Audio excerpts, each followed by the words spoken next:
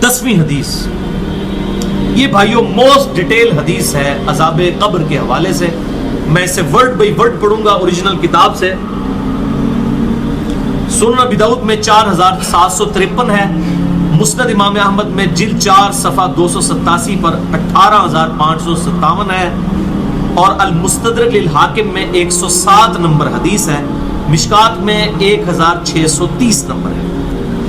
अच्छा, ये अबू दाऊद की जो इसकी रवायत है और मुस्नद अहमद की, उसमें आमश मुदल्लिस है और अन से रवायत कर रहा है, लेकिन जो अल मुस्तदरक लिल हाकिम की रवायत है उसमें इमाम आमश ने अपनी समा की तसरीह की है और उन्होंने कहा कि मैंने हदीस सुनी है, अन से रवायत नहीं की बल्कि उन्होंने हद्दसना से की है।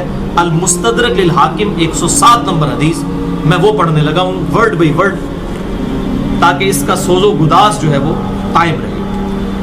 बरा बिन आसिब रज़ियल्लाहु ताला अन्हु बयान करते हैं कि हम रसूलुल्लाह सल्लल्लाहु अलैहि वसल्लम की मायत में एक अंसारी शख्स के जनाजे में शरीक हुए। हम कब्र तक पहुंच गए, अभी उसकी लहद तैयार नहीं हुई थी कि रसूलुल्लाह सल्लल्लाहु अलैहि वसल्लम हमारे पास बैठ गए। हम भी आप सल्लल्लाहु अलैहि वसल्लम के गिर्द बैठ गए, इस हाल में गोया हमारे सरों पर परिंदे हैं, यानी फुल अटेंटिव होकर आप सल्लल्लाहु अलैहि वसल्लम के साथ हम बैठ गए। आपके मुबारक हाथों में एक लकड़ी थी जिससे आप जमीन कुरेद रहे थे। आप सल्लल्लाहु अलैहि वसल्लम ने सर मुबारक ऊपर उठाया और फरमाया, अज़ाबे कब्र से अल्लाह की पनाह तलब किया करो। आपने 3 बार ये बात इरशाद फरमाई। फिर आप सल्लल्लाहु अलैहि वसल्लम ने इरशाद फरमाया, बंदा मोमिन जब दुनिया से राब्ता तोड़कर आखिरत की तरफ मुतवज्जे होता है, यानी जब उसकी मौत का वक्त आता है, तो सूरज की तरह चमकते दमकते सफेद चेहरों वाले फरिश्ते जन्नती खुशबूदार जन्नती कफन लेकर उसके पास आते हैं, हत्ता कि वो हद्दे नजर तक उसके सामने बैठ जाते हैं। फिर मलकुल मौत तशरीफ लाते हैं, हत्ता कि वो उसके सर के पास बैठ जाते हैं। अच्छा, कुरान में भी मलकुल मौत का नाम आया है, सूरह सजदा के अंदर, अहदीस के अंदर भी। अलबत्ता तौरात में इसका नाम इज़राइल भी आया है, और हमारे अहले सुन्नत के जो अव्वलीन मुफस्सिरीन हैं, इमाम तबरी रहमहुल्लाह अल मुतवफ़ा 310 हिजरी, उन्होंने भी ये वर्ड इस्तेमाल किया है। लिहाजा मौत के फरिश्ते को इज़राइल कहना भी जायज़ है हमारे सलफ के यहाँ, क्योंकि आजकल बाद लोग कहते हैं इज़राइल नहीं मलकुल मौत ही कहना चाहिए, इज़राइल का लफ्ज़ भी साबित है। फिर मलकुल मौत तशरीफ लाते हैं, हत्ता कि वो उसके सर के पास बैठ कर कहते हैं, पाकीज़ा रूह, अल्लाह की मग़फ़िरत और उसकी रजामंदी की तरफ चल। वो रूह ऐसे निकलती है जैसे मशकीज़े से पानी का कतरा, बिल्कुल गैर महसूस तरीके से उसकी रूह निकाल ली जाती है। और जब मलकुल मौत उसकी रूह निकालते हैं तो बाकी फरिश्ते उसे आंख झपकने के बराबर भी मलकुल मौत के पास नहीं रहने देते, बल्कि उसे फौरन उसके कफन और उस खुशबू में लपेट देते हैं जो जन्नत से लाई होती है। फिर उस की रूह को लेकर बुलंद होते हैं, और फरिश्तों की जिस जमात के पास से वो गुजरते हैं तो फरिश्ते पूछते हैं कि ये कैसी खुशबू है, तो वो उसके दुनिया के नामों में से बेहतरीन नाम लेकर बताते हैं कि ये फलां बिन फलां की रूह है, हत्ता कि वो उसे आसमान दुनिया तक ले पहुंचते हैं और उसके लिए दरवाजे खोलने की इजाज़त तलब करते हैं। तो जन्नत के जो आसमानों के दरवाजे हैं उसके लिए खोल दिए जाते हैं। फिर हर आसमान के मुकर्रब फरिश्ते अगले आसमान तक उसे प्रोटोकॉल देते हुए उस रूह के साथ जाते हैं, हत्ता कि उसे 7वें आसमान तक पहुंचा दिया जाता है। तो अल्लाह ताला फरमाता है, मेरे बंदे का नामा आमाल इल्लियीन में लिख दो, जो सूरतुल मुतफ्फिफीन में आया है। इल्लियीन और सिज्जीन ये 2 मुकामात हैं। ईमान वालों की रूहें जो है इल्लियीन में उनका नामा आमाल लिखा जाता है, और जो मुनाफिकीन हैं, मुजरिम हैं, सिज्जीन में लिखा जाता है। सूरतुल मुतफ्फिफीन सूरत नंबर 83 है, पारा नंबर 30 के अंदर। और उसे वापस दुनिया की तरफ ले जाओ, क्योंकि मैंने इन्हें इसी दुनिया से पैदा किया और इसी में इन्हें लौटाऊंगा, और फिर दोबारा उसी से निकालूंगा। फिर उसकी रूह उसके जिस्म की तरफ लौटा दी जाती है। लेकिन ये लौटना दुनिया का सा लौटना नहीं होगा, यानी वो लौटने के बाद ये नहीं है कि एक मुर्दा कब्र में को बैठ जाएगा, हमें नजर आएगा। ये सब कुछ बरज़की मामलात होंगे जो मैंने पिछली दफा डिस्कस किए थे सूरह फातिर की आयत नंबर 42 के तहत, कि नींद की हालत में भी इंसान की रूह कब्ज होती है, लेकिन उसको चुटकी काटे तो वो जाग उठता है, रूह का ताल्लुक भी रहता है उस हालत में। बिल्कुल इस तरीके से एक डिफरेंट लाइफ है, बरज़की लाइफ। پھر دو فرشتے اس کے پاس آتے ہیں یعنی اس کی قبر میں, اسے بٹھا کر پوچھتے ہیں. اب یہ وہ 4 سوال یہاں پر آ رہے ہیں اس ڈیٹیل حدیث میں. پہلا سوال کرتے ہیں تیرا رب کون ہے, من ربک. وہ کہتا ہے ربی اللہ, میرا رب اللہ ہے. دوسرا سوال پوچھتے ہیں تیرا دین کیا ہے, ما دینک, تیرا دین کیا ہے, تو وہ کہتا ہے میرا دین اسلام ہے. پھر پوچھتے ہیں کہ وہ آدمی جو تم میں مبعوث کیے گئے وہ کون ہے. اب یہاں پر وہ ڈیٹیل آئی, الذی بعث فیکم, وہ شخص جو تم میں مبعوث کیا گیا تھا وہ کون تھا. تو یہ جو کہتے ہیں نا قبر میں آپ صلی اللہ علیہ وسلم آ جاتے ہیں, تو کہ کسی حدیث میں بھی نہیں ہے. اس میں ڈیٹیل آ گئی کہ اس سے پوچھا جاتا ہے جو شخص تم میں پیغمبر بنا کر بھیجا گیا وہ کون تھا. تو وہ کہتا ہے ہوا محمد رسول اللہ, وہ اللہ کے رسول محمد صلی اللہ علیہ وسلم.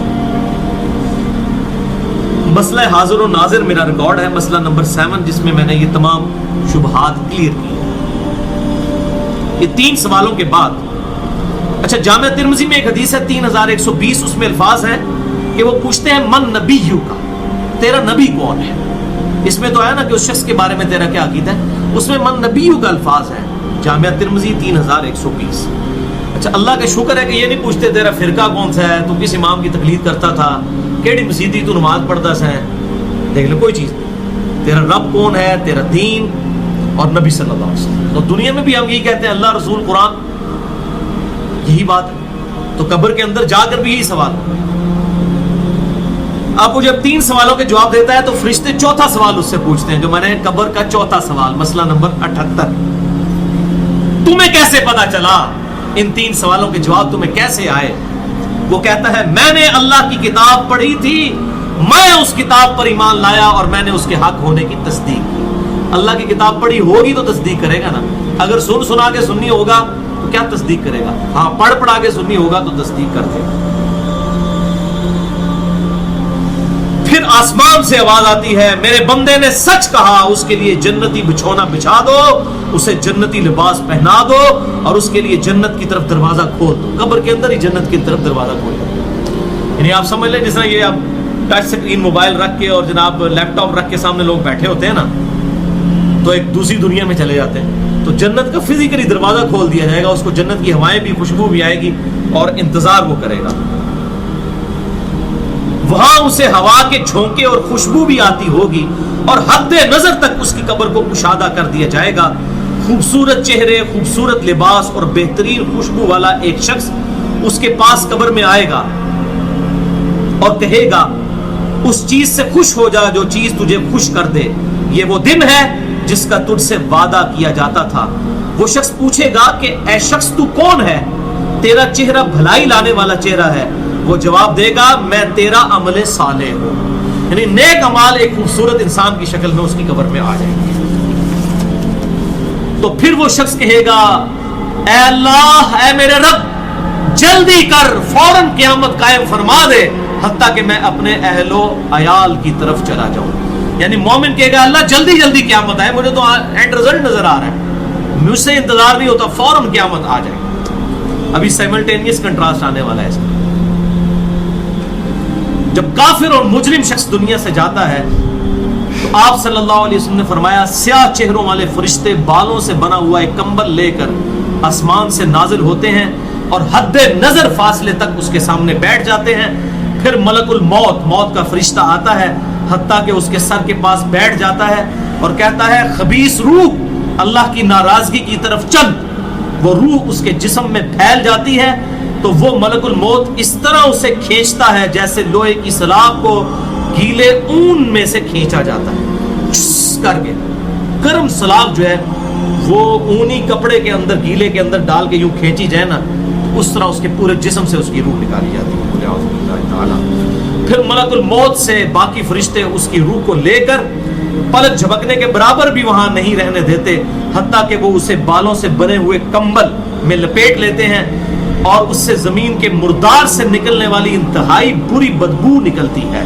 وہ اسے لے کر اوپر چڑھتے ہیں تو وہ فرشتوں کی جس جماعت کے پاس سے گزرتے ہیں تو فرشتوں کی جماعتیں کہتی ہیں کیسی خبیث روح ہے. وہ کہتے ہیں یہ فلاں بن فلاں کی روح ہے, اور وہ اس کی دنیا کا انتہائی کبھی نام لے کر بتاتے ہیں حتیٰ کہ اسے آسمانی دنیا تک لے جایا جاتا ہے. اس کے لیے دروازے کھولنے کے لیے درخواست کی جاتی ہے تو आसमान के दरवाजे उसके लिए नहीं खोले जाते।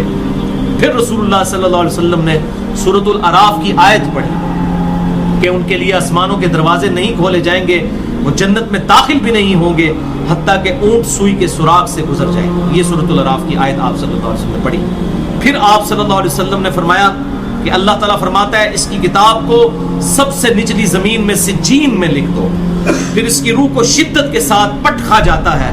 फिर आप सल्लल्लाहु अलैहि वसल्लम ने ये आयत तिलावत फरमाई सूरह अल हज की, जो शख्स अल्लाह के साथ शिर्क करता है गोया वो आसमान से गिर पड़ा तो अब परिंदे उसे उचक कर ले जाएं या किसी दूर जगह पर फेंक दें। फिर उसकी रूह उसके जिस्म में लौटा दी जाती है और दो फरिश्ते उसके पास आकर उससे पूछते हैं तेरा रब कौन?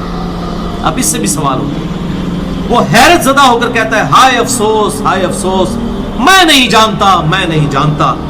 फिर पूछते हैं तेरा दीन क्या है? वो फिर हैरत ज़दा होकर कहता है हाय अफसोस, हाय अफसोस, मैं नहीं जानता, मैं नहीं जानता। फिर उससे पूछते हैं कि जो शख्स तुम में मबूस किए गए वो कौन थे? तो वो कहता है हाय अफसोस, मैं नहीं जानता, मैं नहीं जानता। फिर आसमान से आवाज आती है इसने झूठ बोला, इसके लिए जहन्नम का बिछौना बिछा दो। और बुखारी में अल्फाज हैं 1374। इसके जवाब में फरिश्ते फिर उससे चौथा सवाल क्या करते हैं? ला दरईता वला तलईता, और तूने खुद पढ़कर समझने की कोशिश क्यों नहीं की? या जो लोग समझे हुए लोग थे, किताबो सुन्नत के मनहज पर चलने वाले लोग थे, उनके साथ तू क्यों नहीं चला? अल्लाह ताला फरमाता है इसके लिए जहन्नमी बिछौना बिछा दो, जहन्नुम की तरफ एक दरवाजा खोल दो, वहां से गर्मी और गर्म हवा उसकी कब्र में आती रहेगी। उसकी कब्र को इस कदर तंग कर दिया जाएगा कि इसकी पसलियां एक दूसरे के अंदर दाखिल हो जाएंगी और एक कबीह चेहरे वाला शख्स कबीह लिबास में इंतहाई बदबूदार हालत में उसके पास आएगा और उसे कहेगा तुम्हें ऐसी चीजों की बिशारत हो जो तुम्हें गमजदा कर दें, ये तेरा वो दिन है जिसका तुझसे वादा था। वो पूछेगा तू कौन है? तेरे चेहरे से तो खैर की तवक्को नजर नहीं आती। वो जवाब देगा मैं तेरा खबीस अमल हूं जो तू दुनिया में किया करता था। बात अमल के साथ ही है, सिर्फ कलमा पढ़ना काफी नहीं है, अमल। फिर वो कहता है मेरे रब क़यामत कायम ना करना, ऐ मेरे रब क़यामत कायम ना करना। मोमिन क्या कहता है? क़यामत कायम कर रहा है अल्लाह। अब ये वो हदीस है वो जिस उस आयत को हल करती है जो पिछली दफा एक भाई ने सवाल भी किया था। सूरह यासीन की आयत नंबर है 52। क़ालू या वैलना मन बअसना मिन मरक़दिना, यानी जब कब्रों से निकाला जाएगा मुजरिमों को कहेंगे हाय अफसोस, हमें किसने हमारी कब्रों से बाहर निकाला। तो अल्लाह ताला क्या फरमाएगा? हादा मा वअद अर्रहमान व सदक़ल मुरसलून, यही है वो जिसका वादा रहमान ने किया था और रसूलों ने सच्चा कहा था।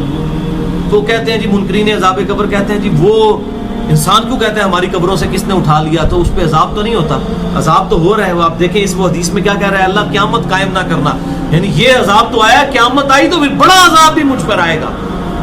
तो इसीलिए वो उस हैरत ज़दा होगा क़यामत वाले दिन, क्या मेरे ऊपर अगली मुसीबत आ गई, अजाब की चौथी और फाइनल किस्त भी मेरे पर आने वाली है।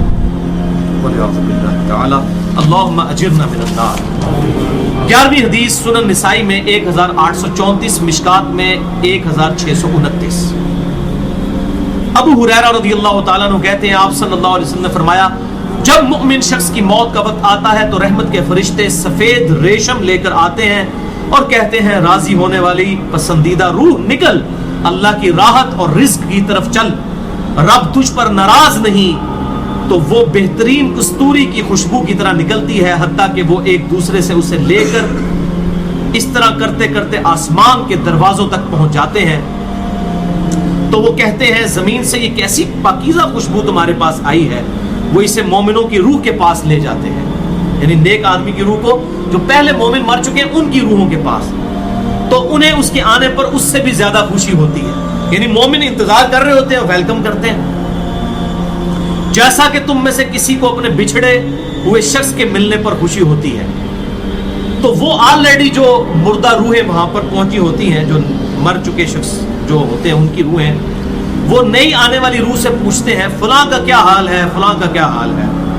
फिर वो कहते हैं इसे छोड़ दो क्योंकि ये अभी अभी दुनिया के गम में मुब्तला होकर यहाँ पर आया है।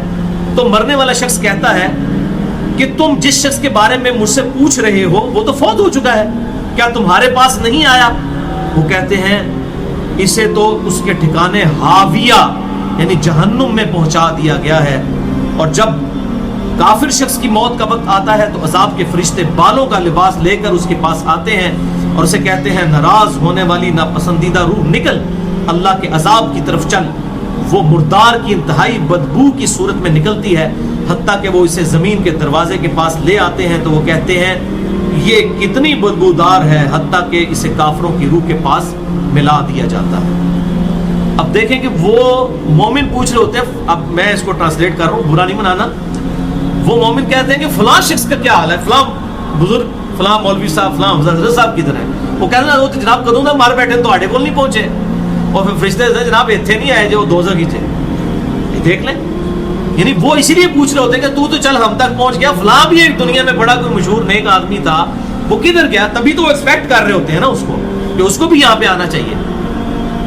تو ان کو بتایا جاتا ہے کہ بھئی وہ یہاں پر نہیں، وہ کہیں اور پر ہے۔ 12ویں حدیث جامعہ ترمذی میں 1071 نمبر اور مشکات میں 130 نمبر ہے۔ سیدنا ابو ہریرہ کہتے ہیں نبی صلی اللہ علیہ وسلم نے فرمایا جب میت کو دفن کیا جاتا ہے تو 2 سیاہ فام نیلی آنکھوں والے فرشتے اس کے پاس آتے ہیں، ان میں سے ایک کو منکر اور دوسرے کو نکیر کہا جاتا ہے۔ سیاہ فام نیلی آنکھوں والے خطرناک شکل کے فرشتے منکر اور نکیر۔ بس وہ کہتے ہیں تم اس شخص کے بارے میں کیا کہا کرتے تھے، یعنی نبی صلی اللہ علیہ وسلم کے بارے میں سوال ہوتا ہے تو وہ کہتا ہے وہ اللہ کے بندے اور اس کے رسول ہیں، میں گواہی دیتا ہوں کہ اللہ کے سوا کوئی معبود نہیں اور محمد صلی اللہ علیہ وسلم اس کے بندے اور رسول ہیں۔ وہ دونوں فرشتے کہتے ہیں ہمیں پتا تھا تم یہی جواب دو گے۔ پھر اس کی قبر کو لمبائی اور چوڑائی میں 70 ہاتھ کشادہ کر دیا جاتا ہے۔ یہ 70 کہتے ہیں کثرت، حد نظر تک کشادہ کر دیا جاتا ہے۔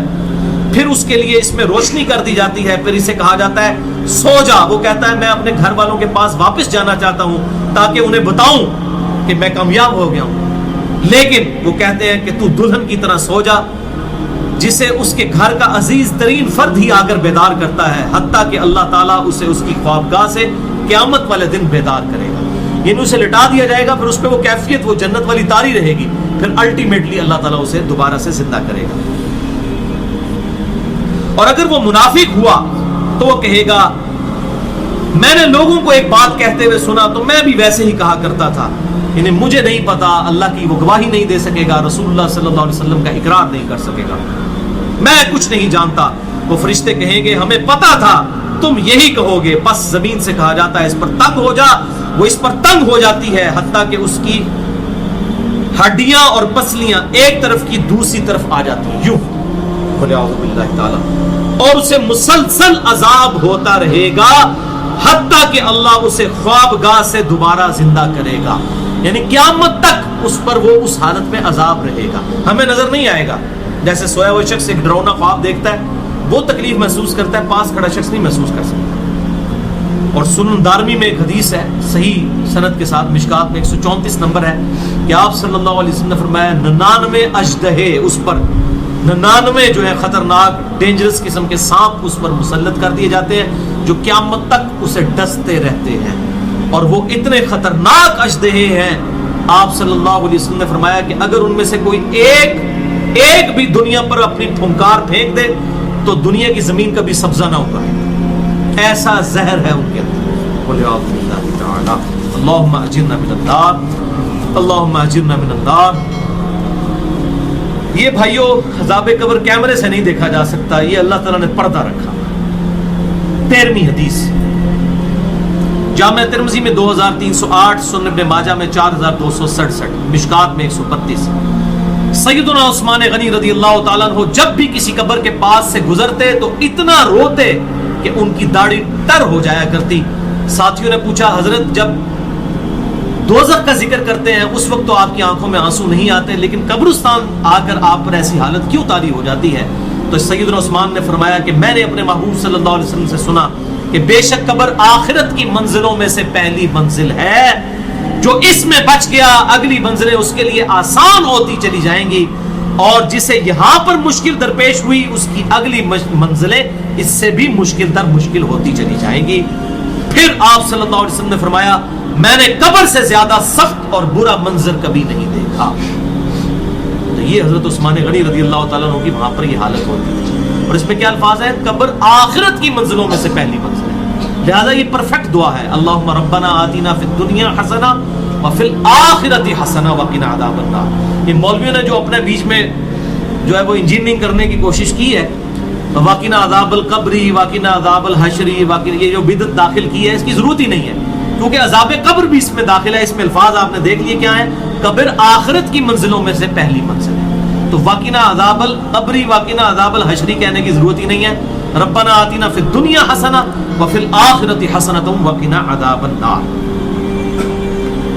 تو اس سے یہ بھی بات پتہ چل گئی کہ قبرستان جانے کا مقصد ہے آخرت کی یاد، جو صحیح مسلم میں حدیث ہے 2259 کہ قبروں پہ جایا کرو تاکہ آخرت کی یاد آئے۔ تو سیدنا عثمان بھی دیکھیں قبرستان جا کر وہاں پر آخرت کی یاد کے لیے جایا کرتے تھے، اور یہ حقیقت بات ہے، قبرستان جانے سے ہی انسان کا قبلہ درست ہوتا ہے۔